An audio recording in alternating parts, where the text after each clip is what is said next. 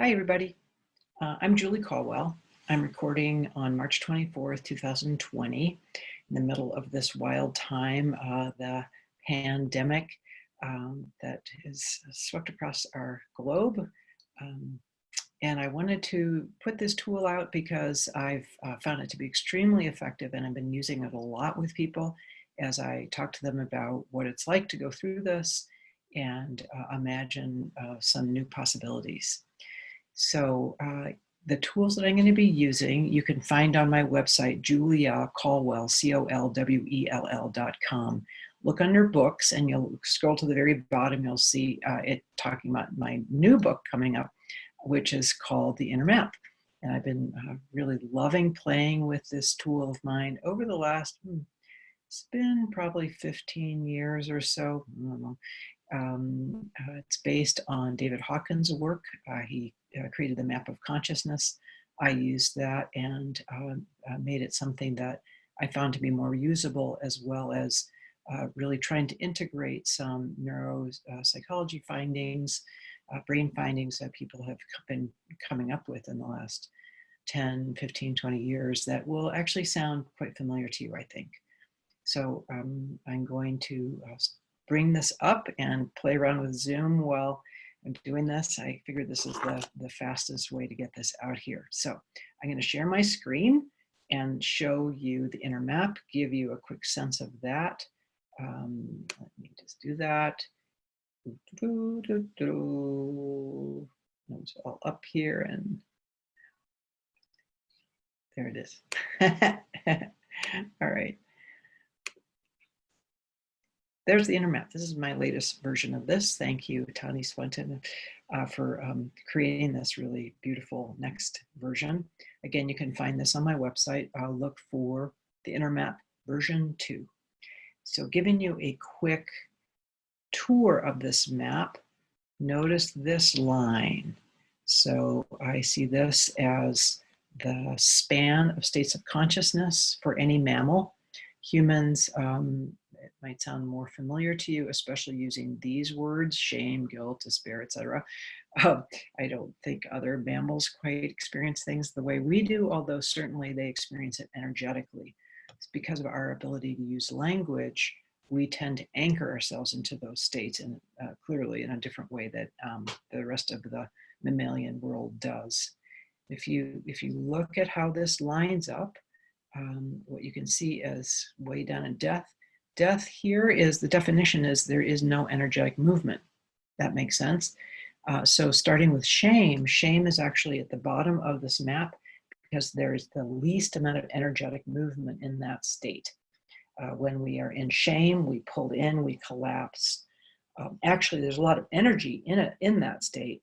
There's a lot of aggression that's in that state. You can see here immobilized fear plus anger plus sadness. There's a lot of energy happening, but it's not going outward, it's going inward. It tends to be aimed at oneself. And so the aggression I'm talking about, the anger, comes from I actually want to express it out, the anger out, but I'm afraid to do it because of the potential repercussions. And then I end up feeling sad about losing myself because I'm not in full self-expression. That's a whole other recording, is to go through every state of the map. I'll do that at some point, I imagine. But to imagine or to see that as you go up to guilt, there's actually more energy happening in guilt. It still feels pretty bad, but it doesn't feel as bad as shame does. And you can see as you go up, there's actually, from an internal sense, it does feel better. We feel better. If we're crying, we feel better than if we're collapsed and frozen in shame. We come back up all the way. We get to agitated fear. There's a lot of that going on right now. Unless it's frozen fear. Frozen fear is more like, oh, what do I do? Agitated is, what do we do? What do we do? And you go up to anger. It can feel better than fear does because we have more outward expression of aggression, pushing it out like, yeah, somebody should be doing something. We get up to pride, and it's more of a sense of righteous pride of like, what's wrong with them? Why aren't they doing what they should be doing? Right? We have our opinions of how things should be. But that's Look at that. That's all below this horizontal line. The horizontal line is this pretty clearly defined definition of what's in reactive brain below the line when we've actually believe we've perceived a threat. Doesn't mean there's a threat, but we've perceived there to be a threat. So reactive brain is everything below this line. Now then you get above this line and look at the bridge. The bridge is about being willing to shift and actually to see oneself as the creator in all of this instead of the victim at the effect of life. Get above the line and look, this is nice, huh? All these other states that feel quite a lot better than these states do. Our stress chemicals have cleared through, they've been metabolized. Now we're starting to feel more expanded.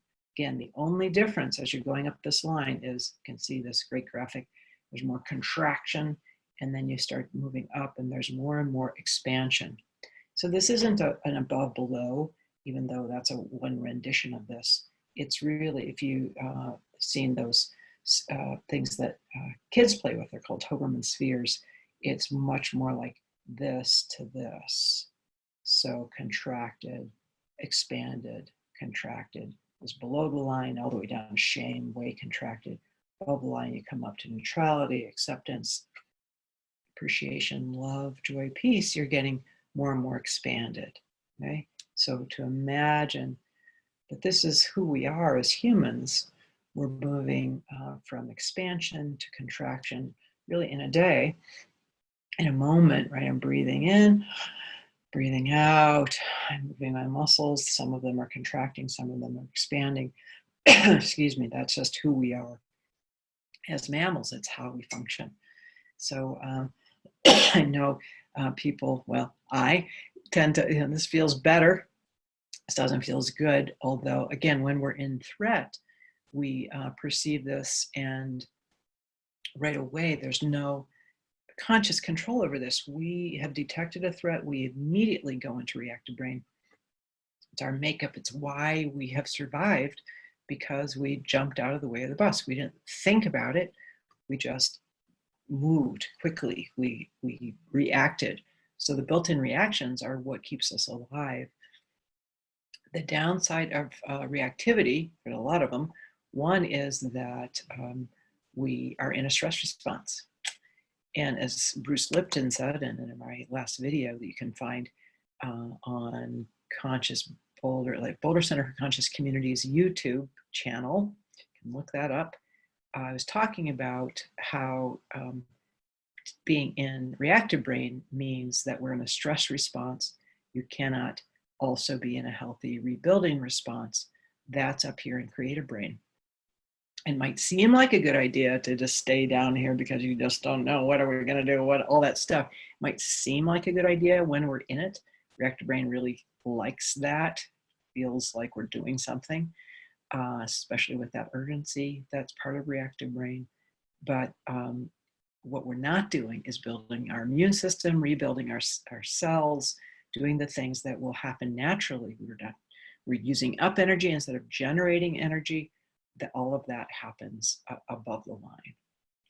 All right, so that's a quick introduction to the inner map. And so now what I want to do is demonstrate this tool that is, I call Climb the Map. And that's about understanding how to apply the map in a very clear way, right? So imagine this, a couple of things, that when we're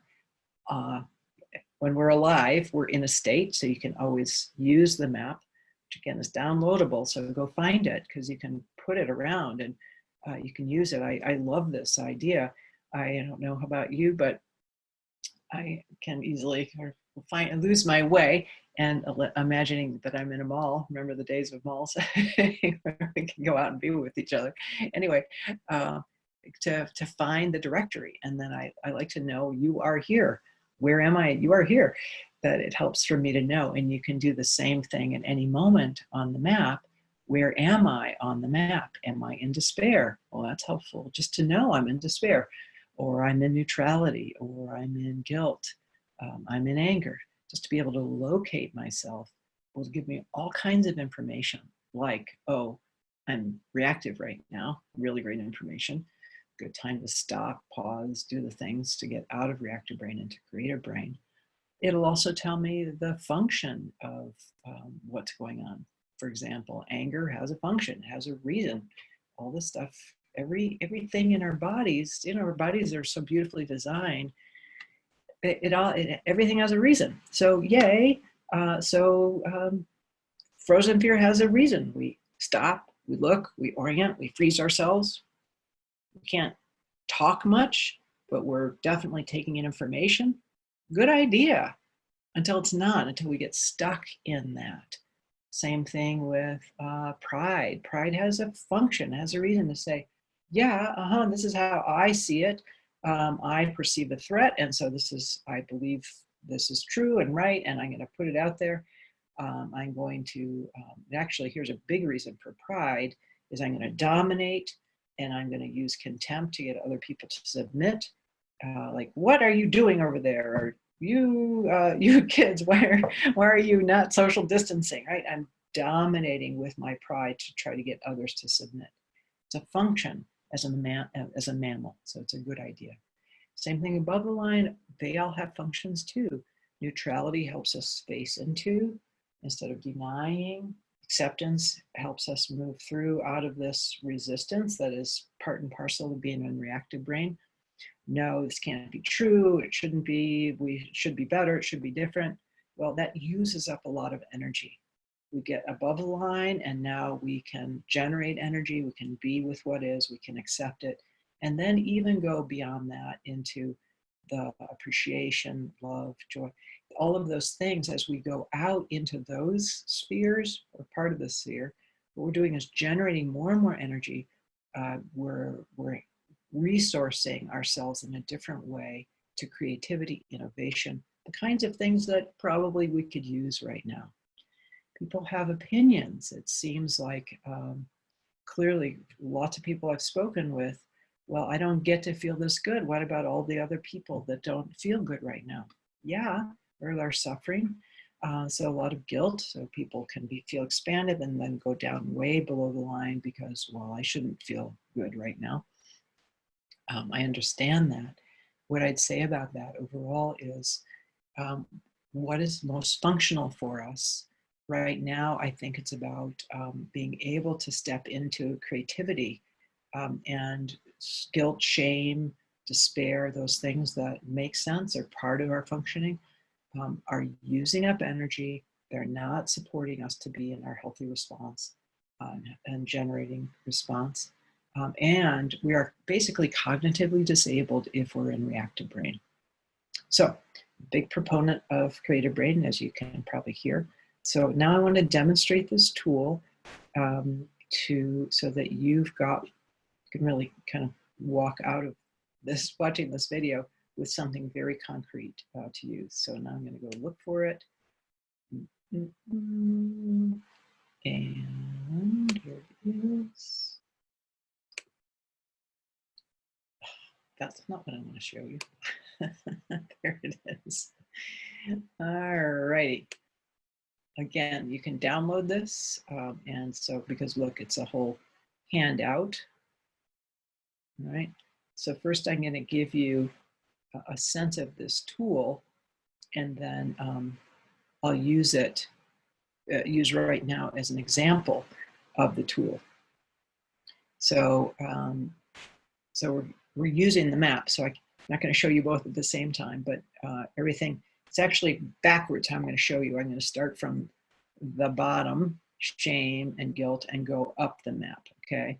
So it's a little confusing because I started at the bottom and was doing it that way. But all right, we're going to start in shame and go all the way up. In other words, I'm going to start here and go out to here. So because of what I've written here as the example, I will just show you this particular example. What's the issue you want to address? You would write that in there. Right now I'm going to get out the inner map, which I don't have right in front of me at the moment. Don't want to confuse you. And then we're going to write out the story that you have at each level, right? So that's what we're going to do. So for example, if I feel stuck about relationships, here's what this could sound like.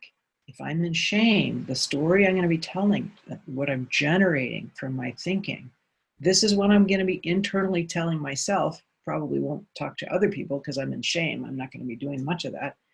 I'm going to be saying something like this: there's something really wrong with me. I just can't make this relationship work. What's the matter with me? I'm basically defective, right?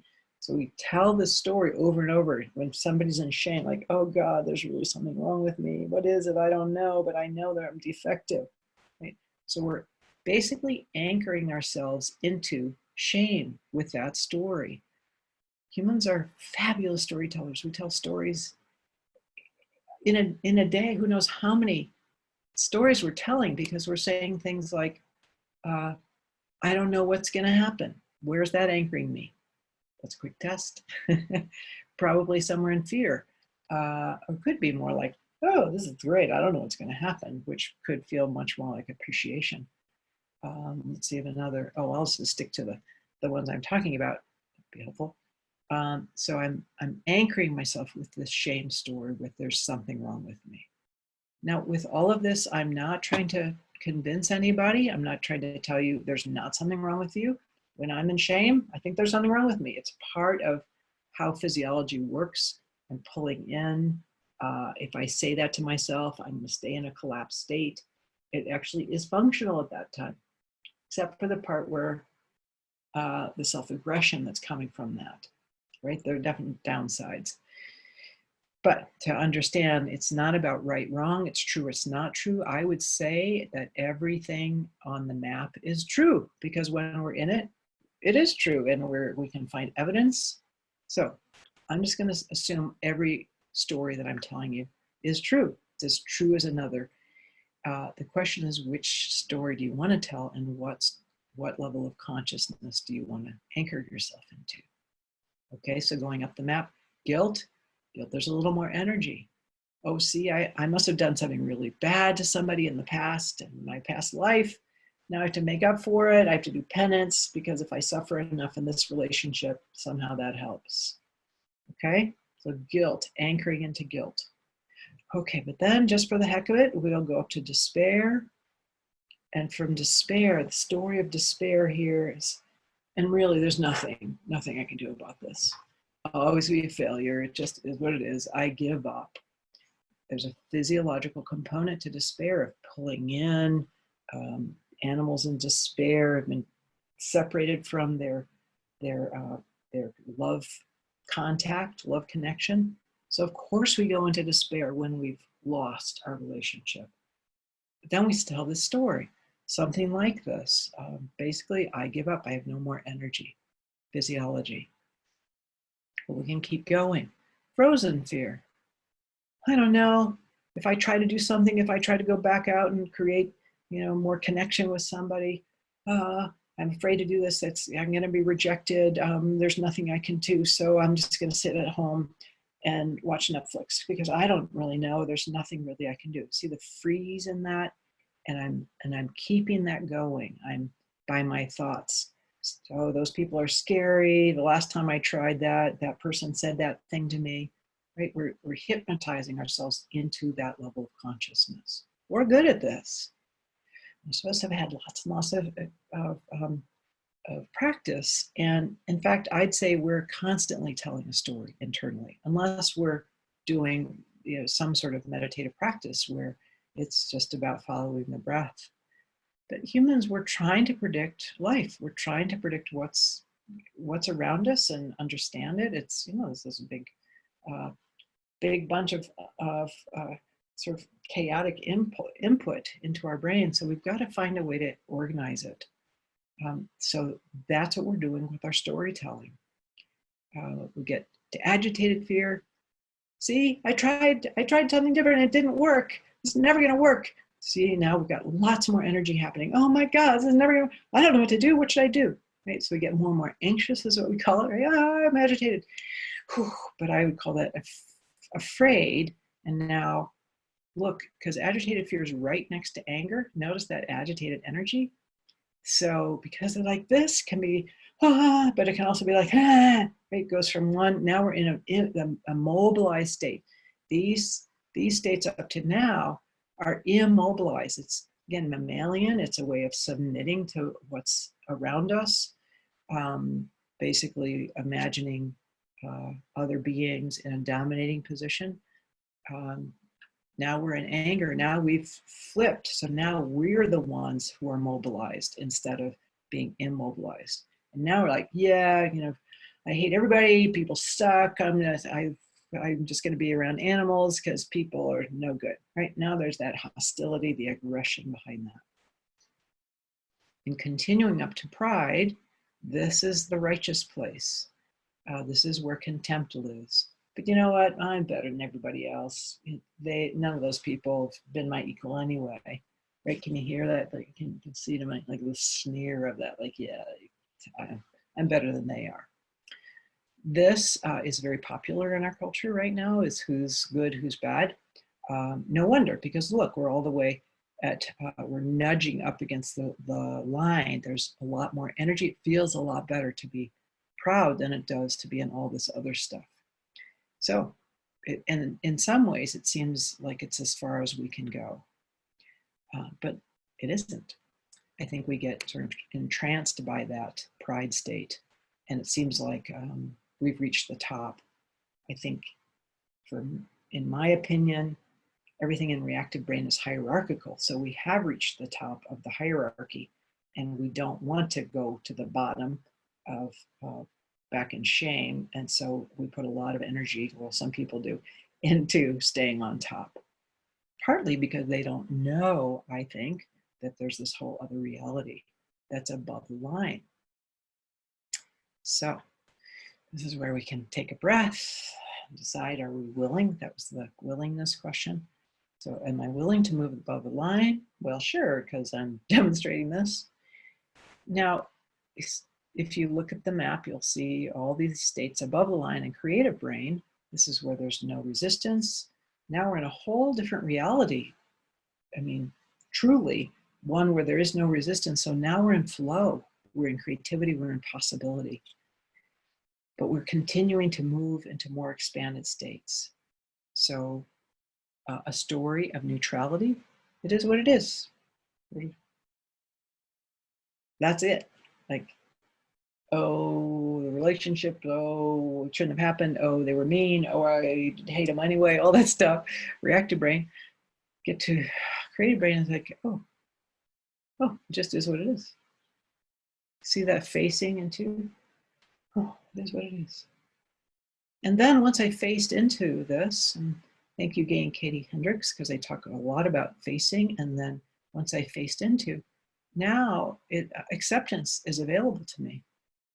Oh, oof. What's true is my relationship is over. That's true. And so now I am going to start accepting that, breathing with that. A story could be, I've done my best, so have they. I can see what I've done hasn't been as successful as it could be, but I'm willing to get the feedback, really learn from this. See, now I can feel it's just a little easier to breathe, a little easier to be here. And now appreciation is quite available to me. Oh, because now, I have done my best. I guess that's true. And I can really appreciate myself for trying things, for opening my heart. I even can appreciate, now I know this is pushing it, right? I can even appreciate my partners for what great teachers they've been. And that might open me up to this, love. You know what? I can actually love myself through all of this. And I can love the different people I've learned from. I can really feel that love again. I don't have to carry the rancor of all of this. I'm a loving person. My heart can open. Now, if in fact I spent a lot of time in reactive brain, this can start to feel and sound a little bit kooky, a little like too much Pollyanna, right? All the judgments we have about going here, because isn't this more true? I'd say, nope, it's not. This above the line is as true as this is. It's all true. And so then I'm looking for, I'm kind of pragmatic. I want to know what's going to offer me the most possibility, because that's more interesting, fun. I've spent many time. I haven't spent much time in reactive brain. And so I think I've mastered it. So my real intention these days is to master living up here, because I haven't spent as much time there. It's interesting and fun and kind of miraculous what happens when I'm living in flow. Can go all the way to joy, because I'm going out here. Why not? Why not? It's as legitimate, as valid as anything else. So why not be in joy? Just because I can. So, it's been fun. It hasn't always been easy, but I can think back and remember some really great times. And then actually make it all the way up to peace. And you know what? A lot of breathing, all is well. It's going to turn out. So I'm blessed, and I can be at peace with all of this. Okay, ready to do this with the same process. Now, this would be a really good time to turn this video off and actually challenge yourself to do this with the current state of affairs, because I'm going to do it myself, and I think it'd be fun for you to give it a shot without me. But let's see. I'm going to say my issue is pandemic, global pandemic, coronavirus. All right, it's got the map out. Write out the story. All right, so I'm going to write it out, except I'm going to speak it. Shame. Let's see, shame. Humans have ruined the planet, and we deserve this.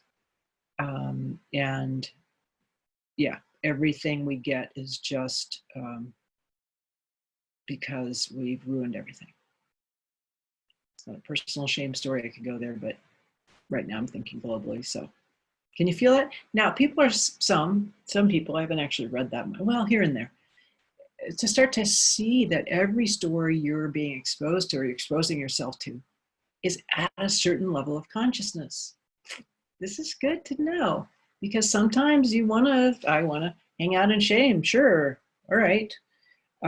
Sometimes I don't, because what I know these days is that shame is not good for me. So I don't want to spend very long in there, because, well, basically right now I'm very interested in supporting my health. So let's go up. Now, guilt, you can tell it's connected. So my guilt story is sort of the same, like, okay, we humans did all of this. Let me do a better job of differentiating. The shame would be because we basically suck as a species. Original sin is a great shame story. Something wrong with us. We've always been defective. We're sort of a barnacle on the butt of the planet, right? We're so bad. Guilt says, but see what we've done. So now we need to pay the price. This is more of a penance kind of a story. I feel guilty about what I've done, and now this is going to be a way of evening energy out. Clearly, I owe it. Despair.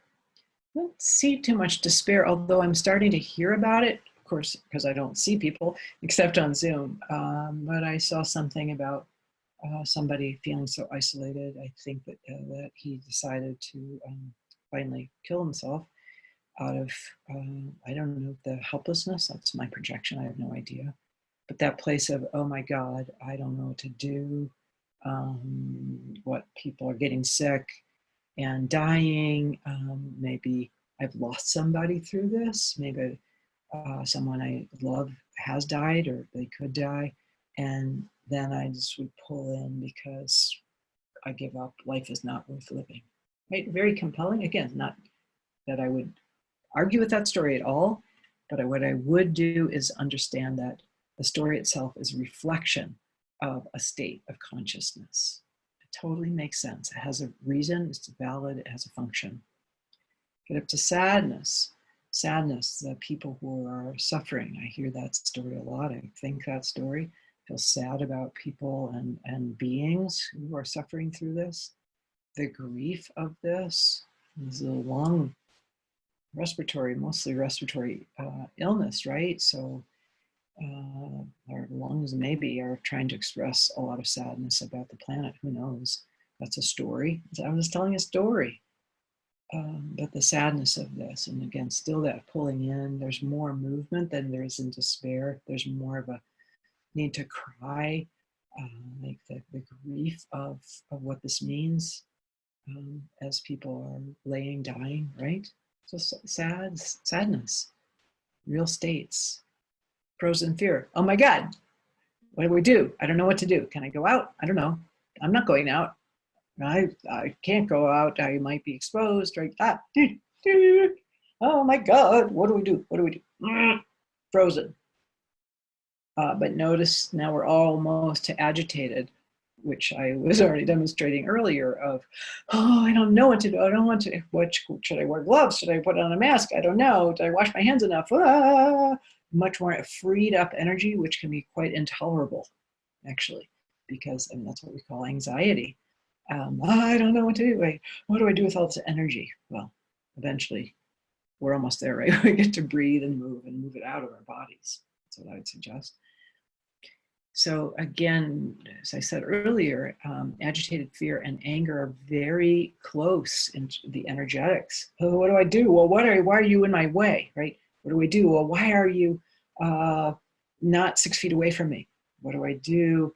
Okay, well, I'll tell you what I'll do. That stupid government, why haven't they, right? So it's right there.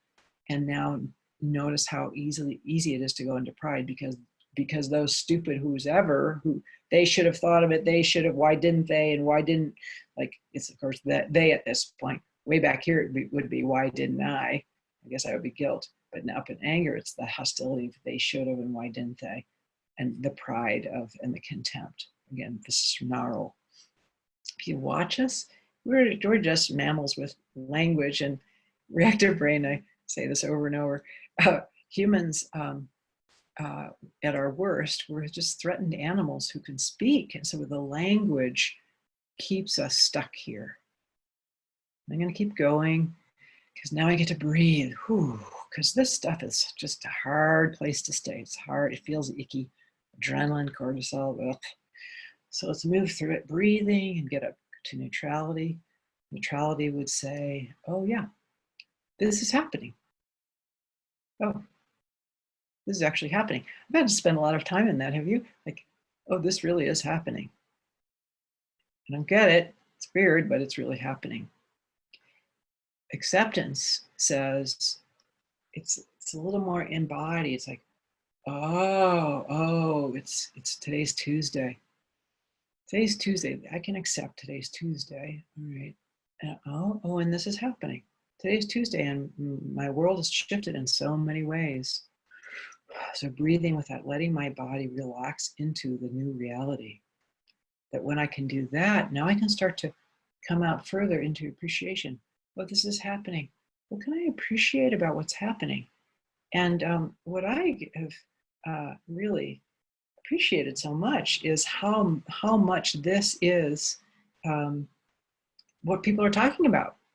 And I do think the slower pace, I mean, thankfully, there isn't a bomb, there's not a fire, there's not a flood, so we don't have to be urgent. We have this much slower pace, which creative brain really likes slow. Reactive brain wants fast, urgent, let's go, now, got to figure it out. Creative brain is slower. Body can have time to catch up. Oh, and in that expanded state, yeah, there's a place to appreciate all of the things, the connection, the slowed down, just being in life space, instead of having to spend time commuting, or I think our dogs appreciate all the walks and being outside, looking at the beauty of nature, a lot to appreciate. And then we can do this back and forth. I can just decide to appreciate and find things to appreciate, which is going to anchor me up in this more expanded state. And then vice versa, as I'm in that expanded state, that I will generate those stories much more easily. So I can do the same thing in reactive brain. But here we are in Creative Brain, so I can just really enjoy appreciation. Remember, this is where I'm generating energy. This is where I'm generating solutions. So this is a functional place to be in Creative Brain. Even though a lot of people, when people are in reactive brain and other people are in creative brain, I guess I should speak for myself. I'm in reactive brain and you're in creative brain. It feels weird to me. And I think maybe my reactive brain says, I don't think you're taking this seriously. And are you really taking precautions? Right? That's my reactive brain interacting with creative brain. So people get suspicious. Reactive brain, people who are in reactive brain are often suspicious of this higher state, well, more expanded state of consciousness, because it feels sort of wonky and weird when those two collide. But let's keep going. Let's go to the story of love. It feels so good in my body to even think about this. What do I love? Well, I love feeling so connected to people. I love being able to talk to you out there somewhere and feel that connection. I love the idea that now we're a global body or a global brain. That feels wonderful to me because it's always been true. But now we can see it. Something that's happening in some other continent is directly impacting me, and vice versa, both in terms of how people are being, words and stories that we're putting out, but very directly, physically, we're so connected. So it's right. We are one. We know that. Oops, I'm skipping a step.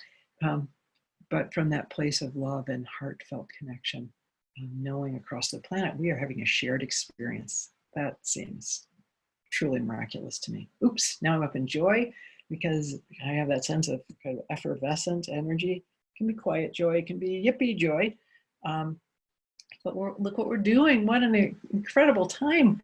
Like, who knew I'd get to be alive during this crazy, wild experience? And I do feel a lot of joy. You can see how that could be obnoxious to people who are down here. So I'm trying to figure out how to interface, but a lot of joy from this state.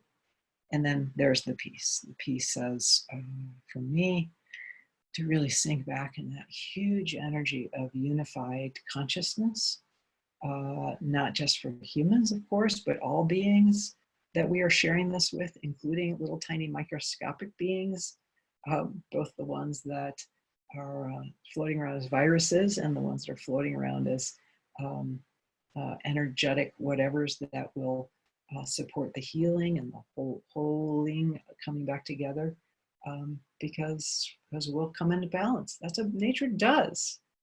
Nature's got it. Humans, we worry and we have other stories. But my story of peace is nature's got it. Nature's always known what it's doing, and for sure, we're part of nature. So I know I'm in the whole grasp of all of this, and I know I'm in the field of nature and perfection. That's my peace story. Okay, that's what it looks like to climb the map. And I'm taking my glasses off so I could look at you without my glasses on and send this out to you with great love and connection wherever you might be as you're riding the waves of this huge experience along with me. Thank you. Remember, you can download this on my website, juliacolwell.com. You can call me Julie. That's my website name. Also, Evolutionary Power Institute.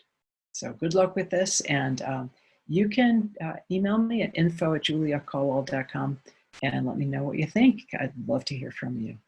All right. Take care. And now you have to, without my glasses, stop the recording. Bye-bye.